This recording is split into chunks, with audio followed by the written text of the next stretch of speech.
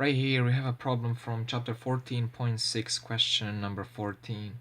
The question asks to compute a gradient of the function and evaluate it at a given point P, which is this P. So first what we want to do is divide the gradient equation, and gradient equation is gradient of f of xy is equal partial derivative respect to x and partial derivative respect to y. This is going to be a vector quantity. So when we do partial derivative of this function respect to x, the answer will be 3 cosine of 3x plus 2y, and respect to y of the same function will be 2 cosine of 3x plus 2y.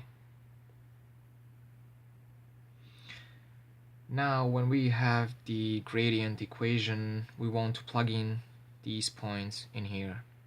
So now we write the gradient of f at pi and 3 pi over 2 is equal to 3 cosine of 3 times, for x we're going to input pi, plus 2y, 2, and y will be 3 pi over 2. And same for y component, which is 2 cosine of 3 pi plus 2 times 3 pi halves.